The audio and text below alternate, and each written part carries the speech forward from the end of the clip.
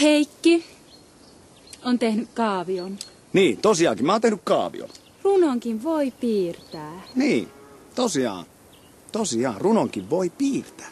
No nyt siellä ajatellaan, että miten sen tommoselta näyttää. Että hän runon voi tolta näyttää. Niin, tosiaan. Varmaan monenlaisia aatoksia herättää tää käyrä. Katsotaas. Jos lähdetään alusta. Ensin tulee lievä kohoaminen, odotus. Se saa kuulijan janoamaan sitä tekstiä. On luotava odotus. On luotava odotus, tai kuulija jättää kesken.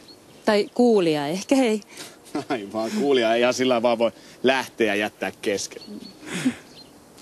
No niin, siis katsotaan. Odotus on luotu. Nyt tasataan sitä tunnelmaa. Antaa sen kuulijan hetken olla siinä runon aalloilla. Totuttautua siihen. Odotus on luotu. Nyt tasataan sitä tunnelmaa. Niin kuin ottais pipareita uunista. Niin, just. Haju tuntuu jo, mutta luukkua ei voi ihan vielä avata. Tulipa osuva vertaus näin, kun eroottisilla runopäivillä ollaan tosiaan. Ai, sun kanssas. Noin. Odotus on luotu ja lukija on palkittu. Onko sulla pipsata sitten jotain? Ai niin, ehkä tässä olisi nyt paikalla vähän tarkentaa. Eli huippu on se kohta runosta, missä tämän runon ensimmäinen ikään kuin odotettu kohta tulee. Lukija saa sen, mitä ootti.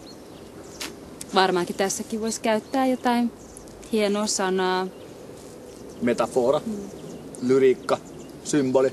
Niin, mutta me halutaan, että te ymmärrätte kaiken tässä ja nyt. Ei siitä ole mitään iloa, jos te istutte kotona sitten puoli-iltaa nenää nyky-Suomen sanakirjassa. Aivan. Eli tässä on ihan suoraan sanottava se runon pointti. Mitäs Heikki, olisiko sulla joku esimerkki? Joo, katsotaan. Nyt Heikki lukee meille esimerkin ja mä samalla seuraan täällä tätä käyrää. Joo, katsotaan. Tää on yksi näitä mun ja Pipsan yhdessä kirjoittamia.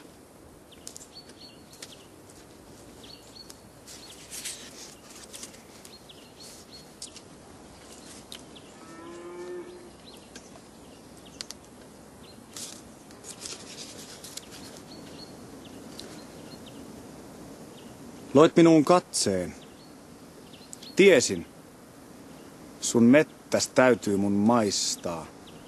Ja kostein sormin haroin sun terälehties äärtä. Ja yö oli hellä. Ja yö oli hellä.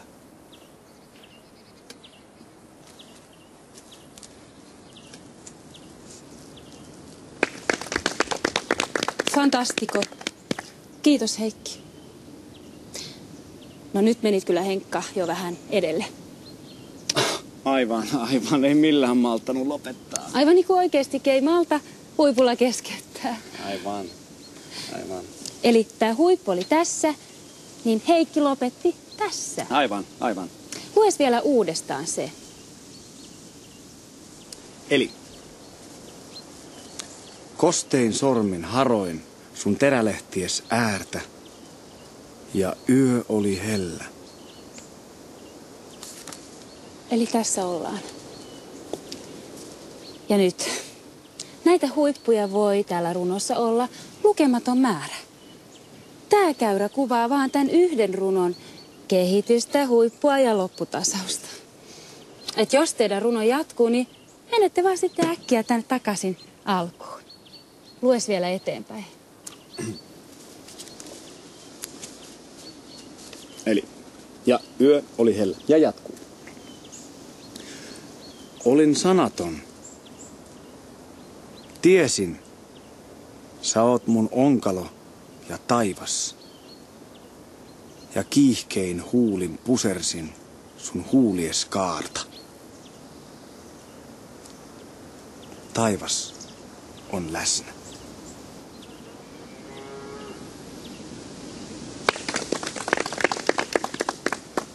te itse määrittelette sen, että kuinka monta huippua siellä on. Siellä runossa. Ja jos sieltä löytyy vaan se yksi huippu, niin fine. Se on teidän runo ja te määräätte sen. Eiks niin, Henkka? Justiinsa juu. Eli joka runon voi piirtää, mutta ei tarvitse piirtää yhtään pidemmälle kuin mitä tää näyttää. Niin. Mitäs sitten? Niin tää käyrä. Te varmaan aattelette. Niin, et miksi me piirretään tää käyrä? Varmaan. No, kaikki siellä tietää, että kurssimaksuhan ei ihan mikään mitätön summa. Että voi olla, että kysytte, että miten nämä 1000 markat, että mikä hyöty siitä sit on. Se on tässä. Tää pikkunen käyrä. Tää on tää teidän aarrekirstu tältä kurssilta. Nyt te kysytte, että miksi? Koska jokainen runo, minkä te teette, on riski. Jokainen runo on riski. Se on pienestä kiimenekö oikein. Joskus saattaa kirjoittaa tunteja, viikkoja.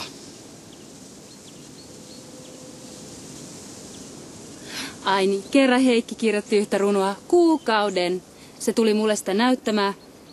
Ja se oli aivan kauhea. Mun oli pakko sanoa se sille ihan suoraan. Mä näytin Pipsalle sitä runoa ja se sanoi, Henkka, mikä klisee.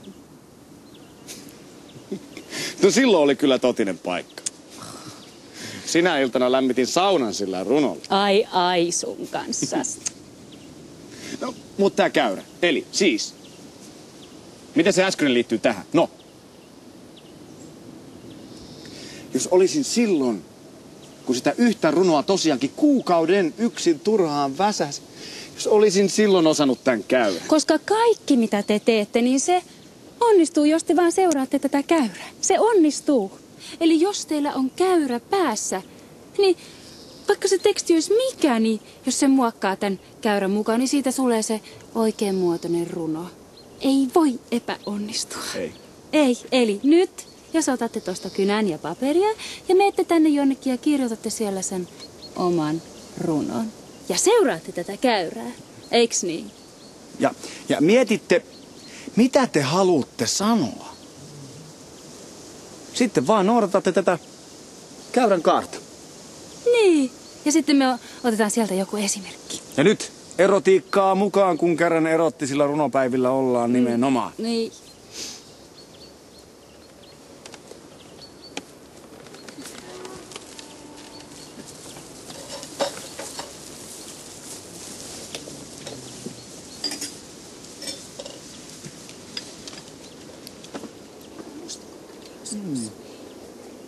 Olisikohan tuolla rinteessä, kato, jos siellä olisi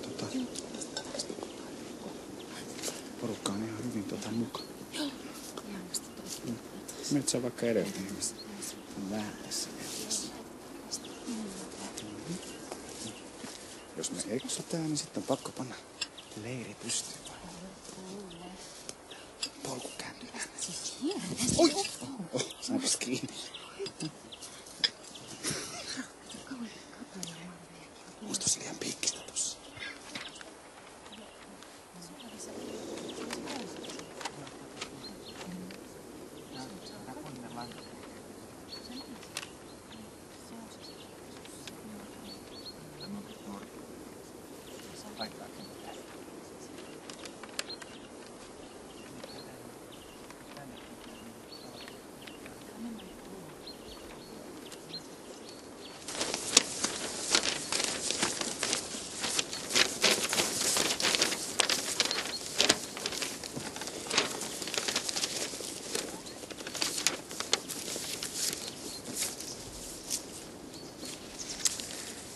No niin, nyt me otetaan täältä yksi esimerkki. Henkka vedäisi täältä yksi runo. Eli tuutte huomaamaan, että se on ihan sama, mikä runo me täältä nostetaan. Koska jos te olette noudattanut tätä runokäyrää, niin on mahdoton epäonnistua. Opsan.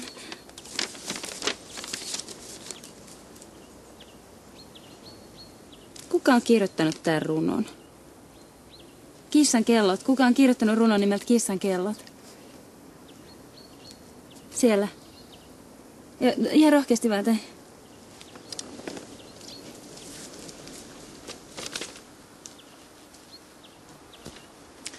Henkka, olisiko sulla tästä mitään? Niin, tosiaan. Ei, onko sulla pipsa tästä? No, kun nyt meni ups häränpyllyyn tää runo. Tuut huomaamaan, että tässä ei nyt lainkaan seurata tuota runokäyrää. Niin tosiaan. Ei. Mitäs jos lukisit sen ihan ääneen, niin me voitais kaikki kuunnella tässä, että millainen se menee vikaan.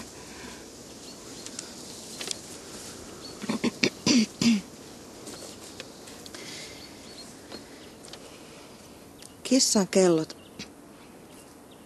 On kissan kelloja purkissa tuolla takan reunalla. Tule, ota kukkani, oot mun oma nuppuni. Sua vain aina rakastan, fyysisesti haluan. Upsansa. Eli tässä tapahtui nyt se, että rytmi tökkäs. Mentiin tasasta vauhtia pam pam pam. Puuttuu jännite. Niin jännite puuttuu. Henkka, mitäs jos sä lukisit tän ääneen, niin mä voisin samalla seurata tätä käyrää. Joo, katsotaan.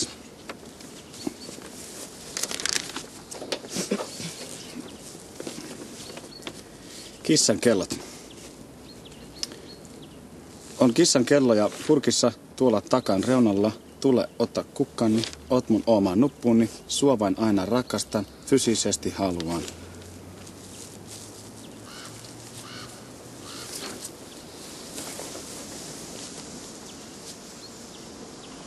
Nämä on vaikeita asioita.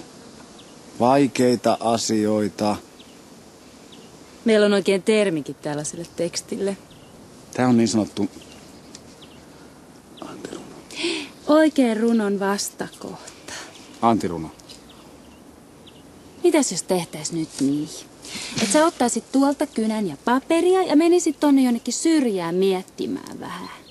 Että jos siellä sit syntyisi se runo. Luulet sä, että siellä syntyisi se runo? Kun mä luulen, että tää on semmonen kuuntelukurssi, niin mä... Runo on osallistumista. Osallistumista. Kokonaisvaltainen kokemus. Ei runon tekemistä voi kenellekään opettaa.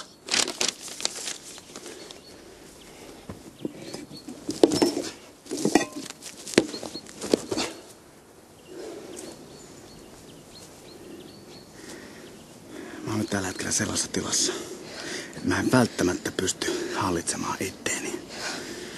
Jos nyt meet nopeasti tonne tekemään sitä erotiikkaa,